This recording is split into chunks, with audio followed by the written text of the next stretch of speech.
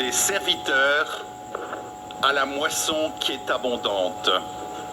Au début de cette Eucharistie, reconnaissons-nous pécheurs, demandons pardon pour tous nos manques d'amour, nos manques d'écoute, nos manques d'application de la parole de Dieu. Je confesse à Dieu Tout-Puissant, je reconnais devant vous, frères et sœurs, que j'ai péché en pensée, en parole, par action et par omission. Oui, j'ai vraiment péché. C'est pourquoi je supplie la Vierge Marie, les anges et tous les saints, et vous aussi, frères et sœurs, de prier pour moi, le Seigneur notre Dieu. Que Dieu Tout-Puissant nous fasse miséricorde, qu'il nous pardonne nos péchés et nous conduise à la vie éternelle.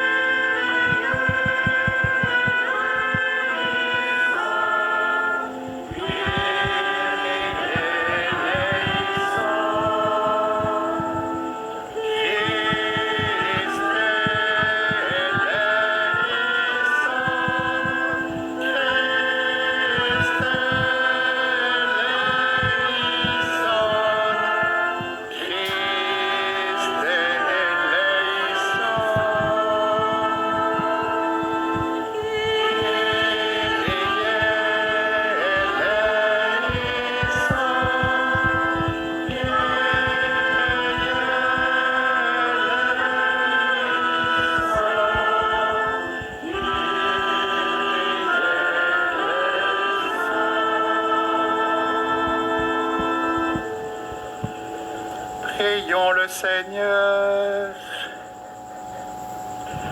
Seigneur Dieu, tu as donné le Saint-Esprit à tes apôtres alors qu'ils priaient avec Marie, la mère de Jésus. Par son intercession, accorde-nous, Dieu de majesté, la force de te servir fidèlement et de répandre par la parole et l'exemple la gloire de ton nom.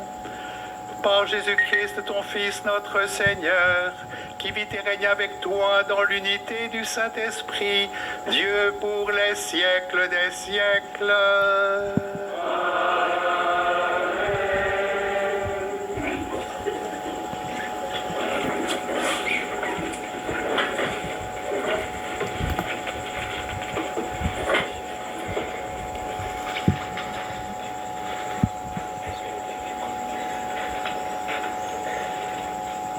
Lecture du livre du prophète Osée. Ainsi parle le Seigneur. Les fils d'Israël ont établi des rois sans me consulter. Ils ont nommé des princes sans mon accord. Avec leur argent et leur or, ils se sont fabriqués des idoles. Ils seront anéantis.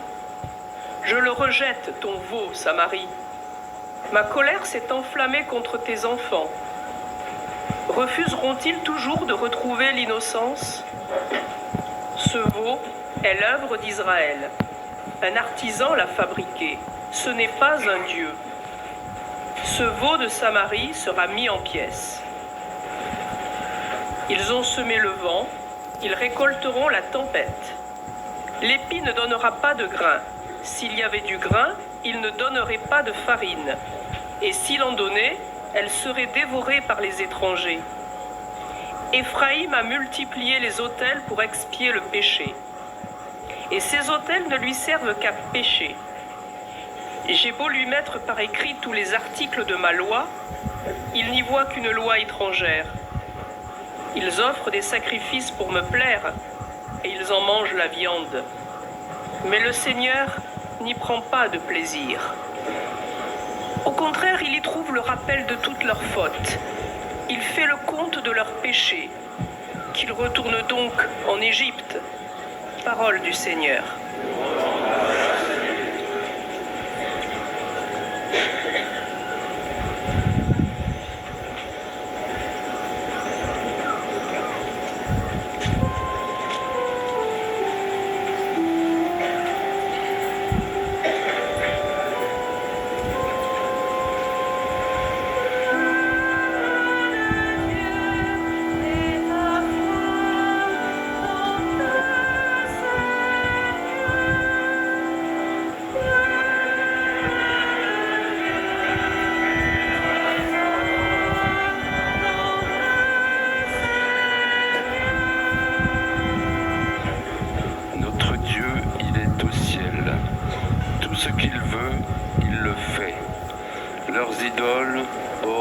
d'argent, ouvrage de mains humaines.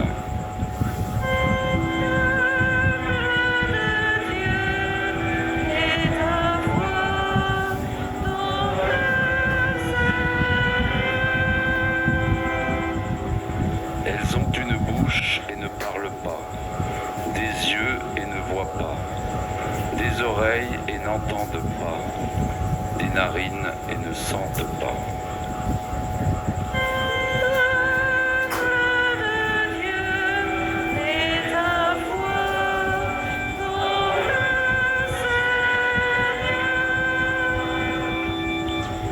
Leurs mains ne peuvent toucher, leurs pieds ne peuvent marcher. Qu'ils deviennent comme elles, tous ceux qui les font, ceux qui mettent leur foi en elles.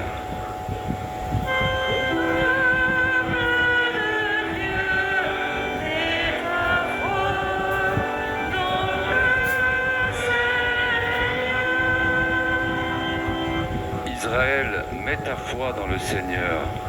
Le secours, le bouclier, c'est lui. Famille d'Aaron, mets ta foi dans le Seigneur.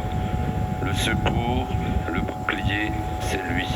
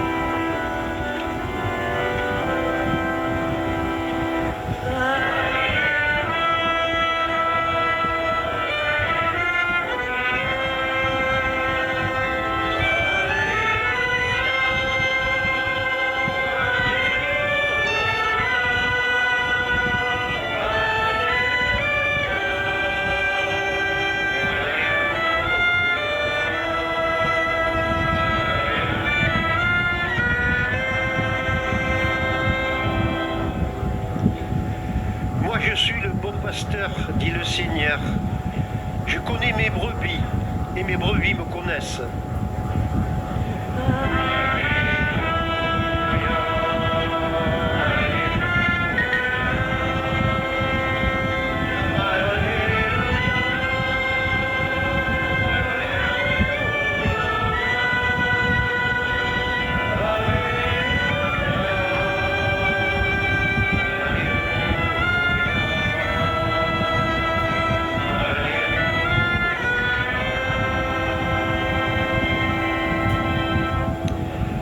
Le Seigneur soit avec vous. Bonne nouvelle de Jésus-Christ selon saint Matthieu.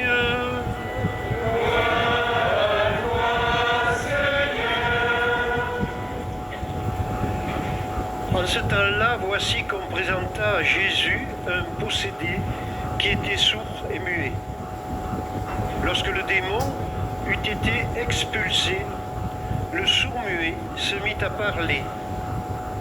Les foules furent dans l'admiration et elles disaient « Jamais rien de pareil ne s'est vu en Israël. » Mais les pharisiens disaient « C'est par le chef des démons qu'il expulse les démons. » Jésus parcourait toutes les villes et tous les villages, enseignant dans leurs synagogues, proclamant l'évangile du royaume et guérissant toute maladie et toute infirmité.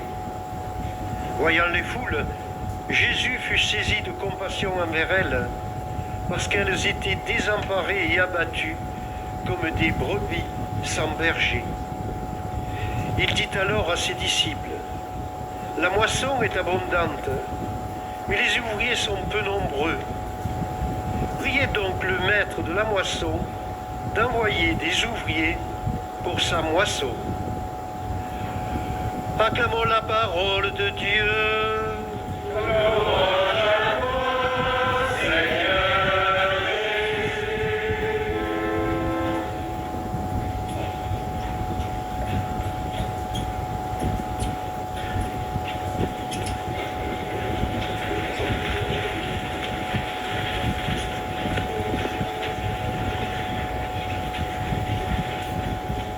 Jésus fut saisi de compassion parce que les foules étaient désemparées et abattues.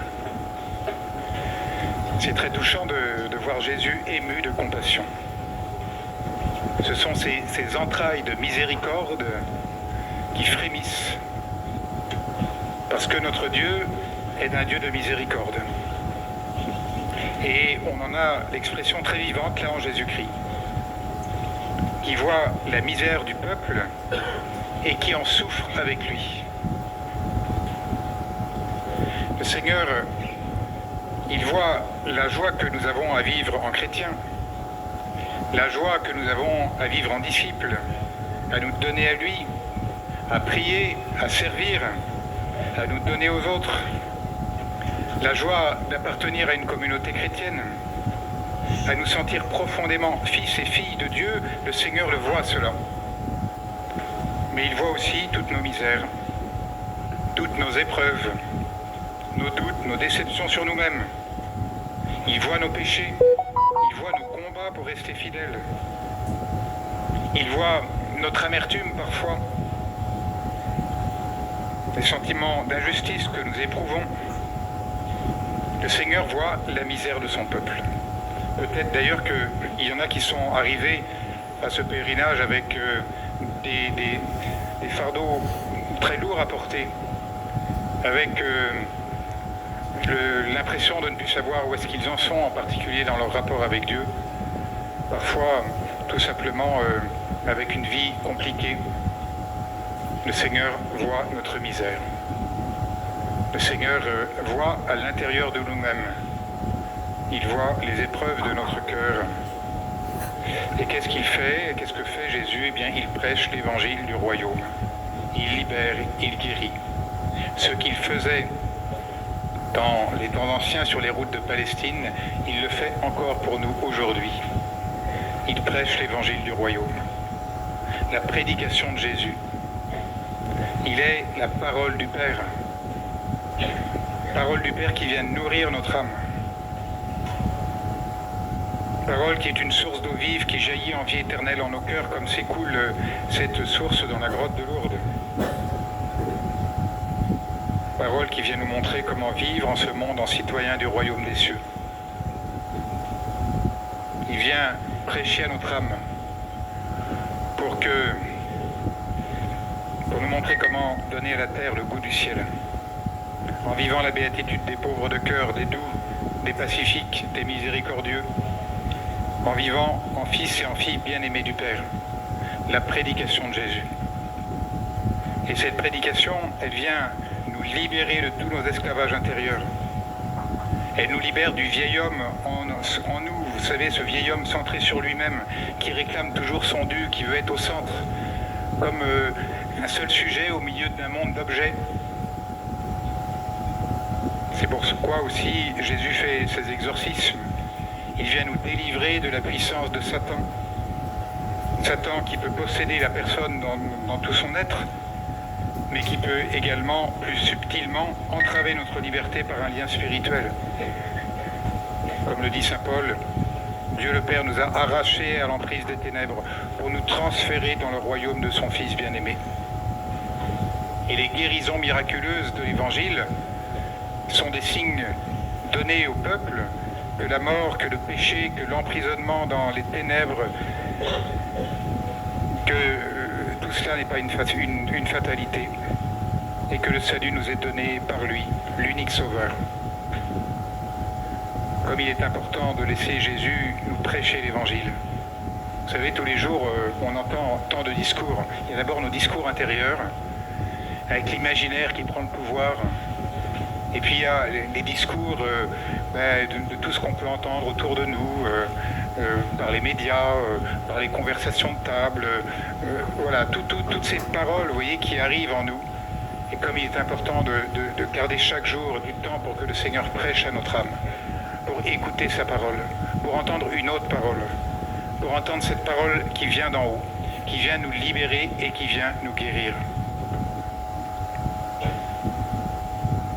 Comme il est important de nous mettre dans une attitude d'écoute. Vous savez, à Lourdes, ceux qui nous prêchent l'Évangile, je crois, ce sont les personnes malades. Les personnes qui viennent avec toute leur fragilité physique. Les personnes qui sont porteuses d'un handicap. Ce sont elles qui nous prêchent l'Évangile à Lourdes. Ou plutôt, c'est Jésus qui nous prêche l'Évangile à travers elles. Pourquoi ? Parce que les personnes malades, vous êtes nombreux ici ce matin, vous arrivez comme ça, tout simple, vous montrez comme vous êtes. Vous arrivez avec, sans avoir peur de montrer votre fragilité, sans avoir peur de montrer l'état physique dans lequel vous êtes. Et cela, c'est extrêmement édifiant pour nous. Parce que, au fond, quand vous venez à la grotte, vous montrez en vérité. Et puis, vous avez votre chapelet, vous vivez votre vie de foi, vous priez. Souvent, vous avez un regard joyeux. Et tout cela, c'est extrêmement important pour nous. Parce que, à travers vous, le Seigneur nous dit, mais montre-toi en vérité, ne te cache pas. Je sais combien tu es pauvre, je sais toutes les épreuves que tu traverses. Montre-toi à moi comme tu es. Et moi, je veux te donner le salut. Et moi, je veux te donner l'eau vive de ma parole. Et moi, je veux te donner la grâce du Saint-Esprit. À Lourdes, on ne peut pas se cacher. Vous voyez, on ne peut pas se montrer hautain, on ne peut pas s'élever devant les autres. On est obligé, vous voyez, de se montrer tel que l'on est. Et ça, c'est vraiment la guérison de Lourdes, si je puis dire. C'est que nous arrivons et puis que nous nous présentons un peu comme cette petite Bernadette, toute pauvre, s'est présentée ici à la grotte. Merci de nous prêcher l'Évangile par votre humilité, par votre simplicité, par votre abandon à Dieu, par votre prière, par la joie que vous manifestez. Vous voyez, Lourdes, c'est le monde à l'endroit. Lourdes, c'est le monde à l'endroit. Les personnes malades, porteuses d'un handicap sont au premier rang et nous les servons. Et ensemble, nous faisons monter notre louange vers le Seigneur. C'est comme ça que le monde devrait être organisé, autour de ceux qui sont les plus fragiles et les plus pauvres. Et notre vie, eh bien, elle est un service des autres. Ça, c'est le monde à l'endroit. Et voyez-vous, c'est en écoutant la prédication de Jésus qu'on est guéri de nos surdités, comme dans l'Évangile. Vous savez que lorsqu'ils naissent, et les sourds sont muets, pourquoi est-ce que les sourds sont muets? Pourquoi est-ce qu'ils ne peuvent pas parler? Eh bien, ils ne peuvent pas parler parce qu'ils n'ont pas entendu la parole. Nous parlons parce que nous avons entendu quelqu'un nous parler et que nous avons répété les sons, et puis les phrases, et puis les mots. Et voilà pourquoi un sourd est muet. Et sur le plan de la vie spirituelle, c'est la même chose. Nous pourrons être écho de la parole de Dieu si nous nous mettons à l'écoute de cette parole. Si nous sommes guéris de notre surdité. Nous serons, vous voyez, porteurs de l'Évangile. Nous saurons témoigner du Christ Sauveur si nous savons l'écouter, si nous nous mettons à l'écoute. La première chose que fait un chrétien, c'est de se mettre à l'écoute. Ça n'est pas de prendre la parole, c'est simplement de se mettre à l'écoute. L'écoute de la parole de Jésus, parole du Père, qui vient nourrir notre âme. Et c'est ainsi que Dieu crée un peuple nouveau. Par sa mort et sa résurrection, par la puissance de sa parole, il fait de nous un peuple nouveau. Je vous dis ça parce que le thème de la procession, il arrive là. C'est le thème de notre année ici à Lourdes. Et lorsque nous faisons une procession à Lourdes, alors évidemment, on ne s'en rend pas compte parce qu'on est un peu, vous voyez, embarqué dans une procession et puis on a son cierge, bon, on chante. Mais en fait, c'est une chose extrêmement importante. Parce que nous témoignons que nous ne sommes plus seulement une humanité désemparée et abattue, une humanité errante, une humanité sans berger, comme Jésus, vous voyez, est saisi de compassion devant cette humanité. Nous ne sommes pas un peuple errant, nous sommes un peuple sauvé. Nous sommes l'Église du Christ. Nous sommes une Église de gens debout, debout parce que ressuscité, debout parce que vivant dans la grâce de la résurrection, et marchant parce que appelé par le Père, en route, en marche, parce que justement le Seigneur nous attire à lui et que nous y allons. Lorsque nous faisons une procession, mais en fait nous mimons ce qu'est notre vie. Notre vie, c'est une longue marche vers le Père. C'est ce qu'est un pèlerinage. Vous savez, dans la langue de Bernadette, procession et pèlerinage, c'était le même mot, dans son bigourdan natal. Et notre vie est un long pèlerinage. Notre vie est une longue procession avec les autres pour aller vers le Seigneur. Avec les pasteurs, jamais sans les pasteurs, toujours avec les pasteurs que le Seigneur nous a donnés. Nous sommes des pèlerins. Ça, c'est notre condition. Nous sommes des voyageurs. La terre n'est pas notre demeure définitive. Nous sommes faits pour la vie du ciel. Nous sommes faits pour la demeure du Père. Et les processions, elles nous montrent cela. Nous ne sommes pas un régiment qui défile 4 par 4. Nous ne sommes pas une manifestation de protestation, mais une foule comme dans l'Apocalypse, comme les 144 000 de l'Apocalypse, une foule qui marche les palmes à la main pour célébrer son Seigneur par des hymnes de louange. Comme c'est beau une procession liturgique, une procession comme nous les faisons ici à Lourdes. Une procession en ce sens profond, comme si elle nous réapprenait à nous mettre en marche avec toute l'Église et à prendre conscience que c'est cela notre vie, un pèlerinage vers le Père. Amen.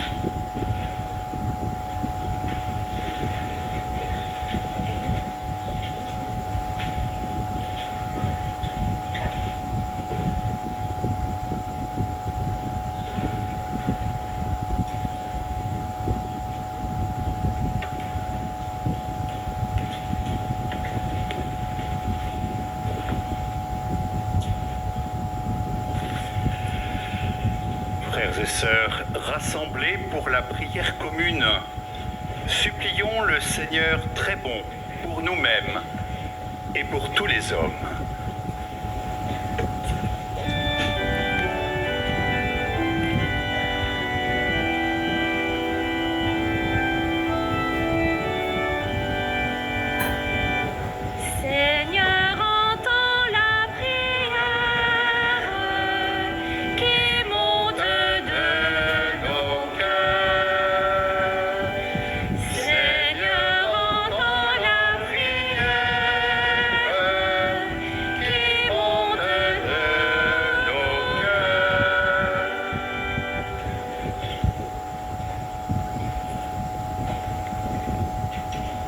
Bernadette nous a montré le chemin et tu as mis dans nos cœurs le désir de venir ici à Lourdes à la rencontre de Marie. Seigneur, accorde à chacun d'entre nous la grâce d'un retour à la source de son baptême, le courage de répondre à ton appel et à tous ceux qui comptent sur notre prière, la certitude qu'ils seront exaucés. Seigneur, entends la prière qui monte de nos cœurs.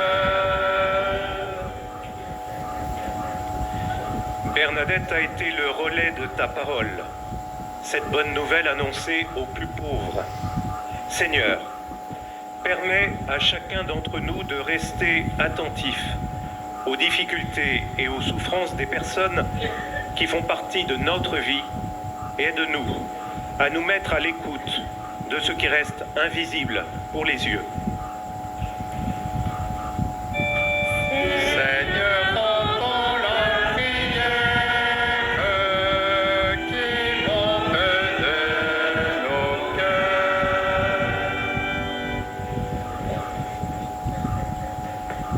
Bernadette a accepté simplement de devenir le porte-parole du message de Marie. Seigneur, fais qu'à notre tour, nous puissions répondre à cet appel à témoigner du Christ qui restaure la vie pour tous les hommes et à oser sortir pour proclamer son évangile. Seigneur, entends la prière qui monte de nos cœurs. Bernadette a vécu dans la pauvreté, la fragilité, d'une santé précaire dans une société qui déjà rejetait le plus faible. Seigneur, inspire les responsables politiques du monde entier afin que leur unique préoccupation devienne la construction d'un monde de justice et de paix où chacun puisse vivre dans les meilleures conditions. Seigneur, entends la prière qui monte de nos cœurs. Regarde avec bonté, Seigneur, le peuple qui se confie en ta miséricorde. Et comme il ne peut subsister sans toi, soutiens-le maintenant de tes bienfaits sur ce chemin sur la terre pour qu'il progresse jusqu'à l'éternité par le Christ, notre Seigneur. Amen.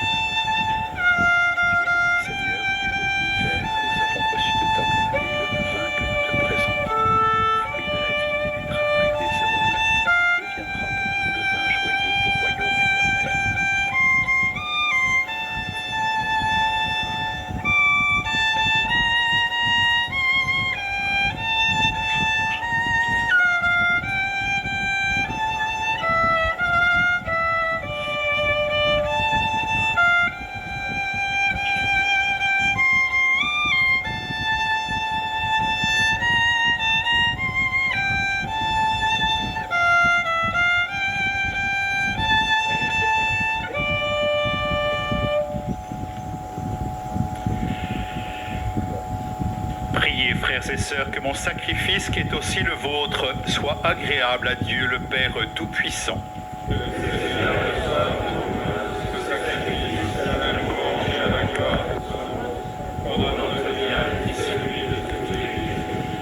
Dans ta miséricorde, Seigneur, et par l'intercession de la bienheureuse Marie, toujours vierge, fais que cette offrande obtienne à ton Église de voir grandir le nombre de ses fidèles et de resplendir en donnant sans cesse des fruits de sainteté par le Christ notre Seigneur. Le Seigneur soit avec vous. Et avec votre esprit. Élevons notre cœur. Tournons vers le Seigneur. Rendons grâce au Seigneur notre Dieu. Vraiment, Père très saint, il est juste et bon pour ta gloire et notre salut de te proclamer admirable dans le triomphe de tous les saints, et plus encore de dire la grandeur de ta bonté pour fêter la bienheureuse Vierge Marie en reprenant son cantique d'action de grâce. Oui, tu as fait des merveilles pour la terre entière et tu as étendu ta miséricorde à tous les âges. En choisissant ton humble servante pour donner au monde le Sauveur, ton Fils, le Seigneur Jésus-Christ. Par lui, les anges adorent ta majesté et se réjouissent en ta présence à jamais. À leur hymne de louange, laisse-nous joindre nos voix pour chanter et proclamer.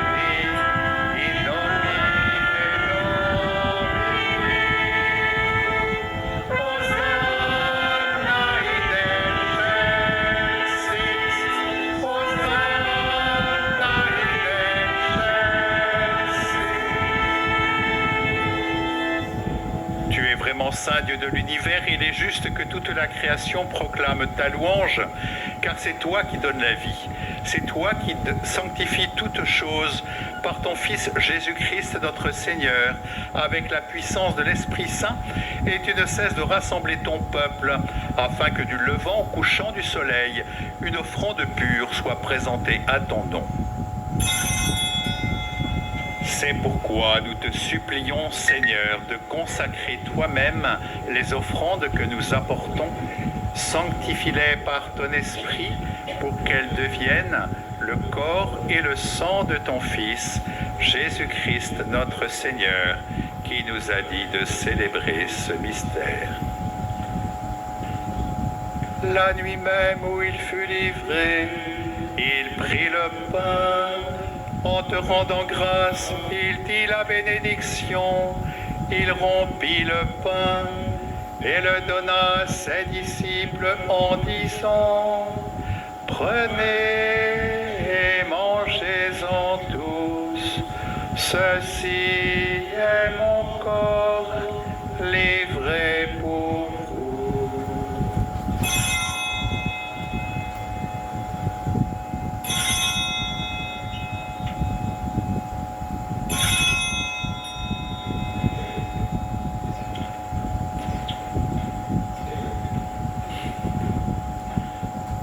De même, après le repas, il prit la coupe.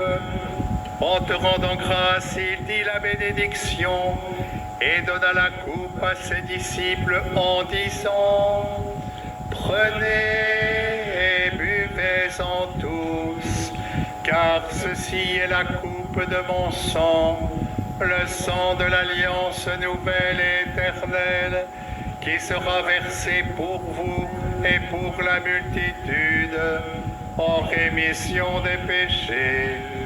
Vous ferez cela en mémoire de moi. »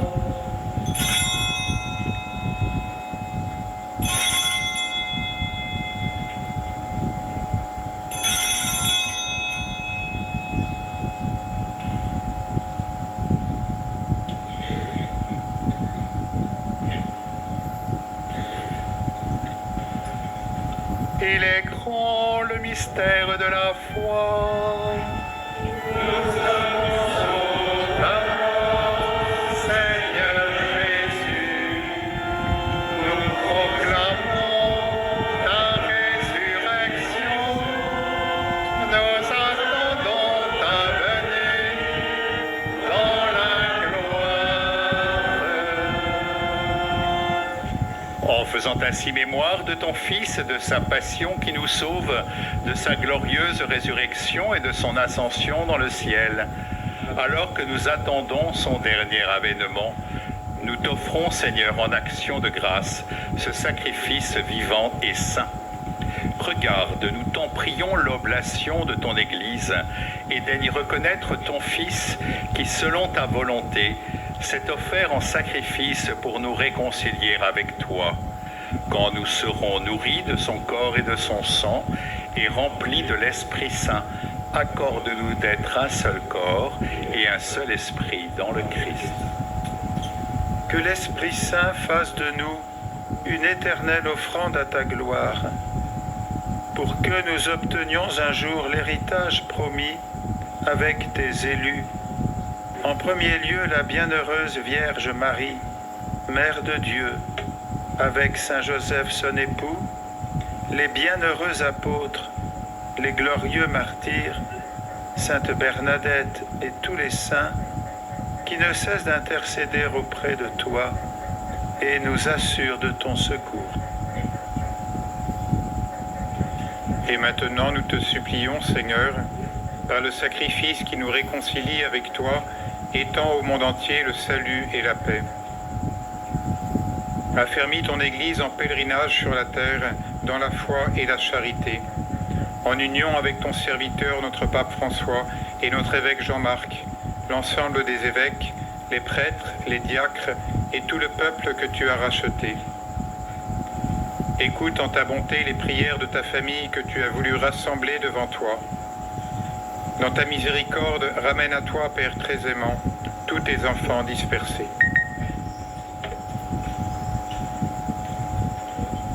Pour nos frères et sœurs défunts et pour tous ceux qui ont quitté ce monde et trouvent grâce devant toi, nous te prions. En ta bienveillance, accueille-les dans ton royaume, où nous espérons être comblés de ta gloire, tous ensemble et pour l'éternité, par le Christ notre Seigneur, par qui tu donnes au monde toute grâce et tout bien.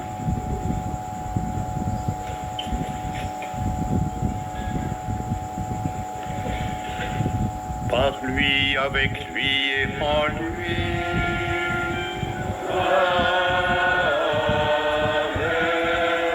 À toi, Dieu le Père Tout-Puissant, dans l'unité du Saint-Esprit.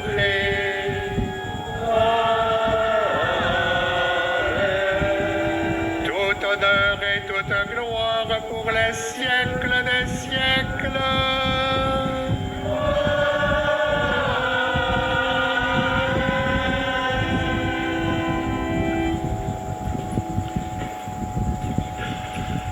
Oui, nous venons en procession parce que le Seigneur nous veut unis dans un même esprit, avec Jésus ressuscité, présent sur cet autel, dans l'Esprit Saint qui nous unit, nous te prions. Notre Père qui es aux cieux, que ton nom soit sanctifié, que ton règne vienne, que ta volonté soit faite sur la terre comme au ciel. Donne-nous aujourd'hui notre pain de ce jour. Pardonne-nous nos offenses, comme nous pardonnons aussi à ceux qui nous ont offensés. Et ne nous laisse pas entrer en tentation, mais délivre-nous du mal. Délivre-nous de tout mal, Seigneur, et donne la paix à notre temps. Soutenus par ta miséricorde, nous serons libérés de tout péché, à l'abri de toute épreuve, nous qui attendons que se réalise cette bienheureuse espérance, l'avènement de Jésus-Christ, notre Sauveur.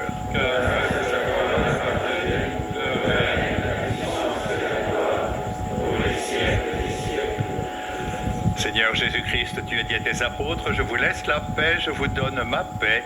Ne regarde pas nos péchés, mais la foi de ton Église. Pour que ta volonté s'accomplisse, donne-lui toujours cette paix et conduis-la vers l'unité parfaite, toi qui vis et règnes pour les siècles des siècles. Amen. Que la paix du Seigneur soit toujours avec vous. Frères et sœurs, dans la charité du Christ, donnez-vous la paix.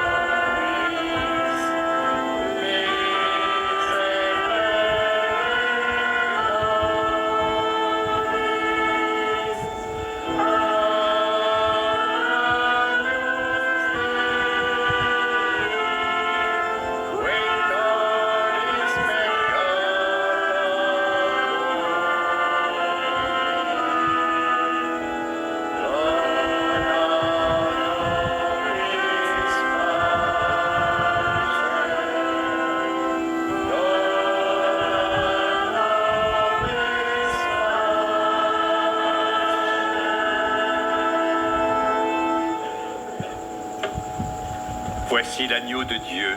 Voici celui qui enlève les péchés du monde. Heureux les invités au repas des noces de l'agneau. Bénis seulement les paroles que je serai, que le corps et le sang du Christ nous gardent pour la vie éternelle.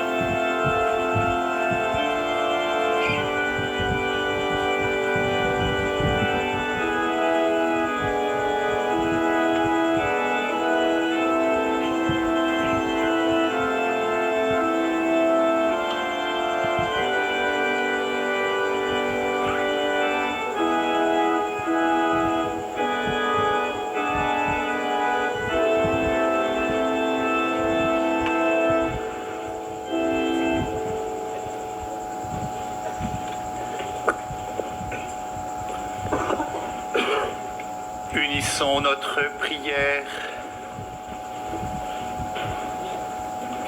En célébrant la mémoire de la bienheureuse Vierge Marie, Reine des apôtres, nous avons reçu, Seigneur, la nourriture qui nous sauve. Et nous te prions humblement que ton peuple progresse toujours vers le salut en persévérant dans ta volonté et le service des hommes par le Christ, notre Seigneur. Amen.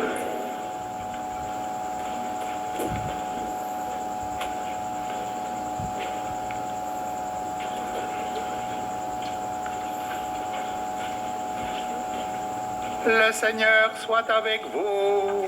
Et avec votre esprit. Et que Dieu Tout-Puissant vous bénisse, le Père, le Fils et le Saint-Esprit.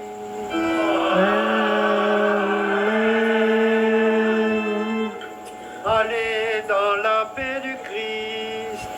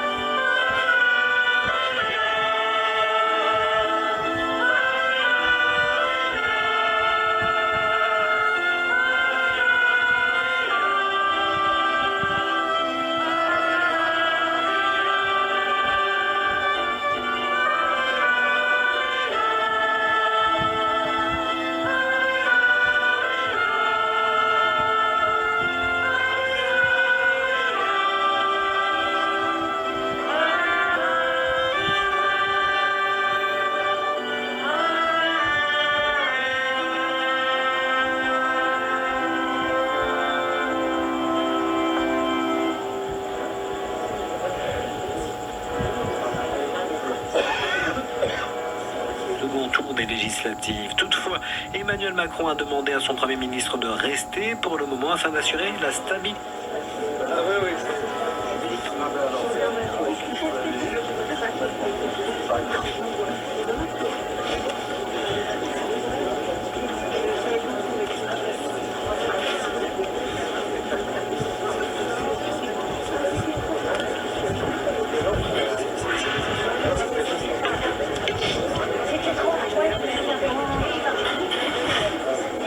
Bon, c'était bien, oui, les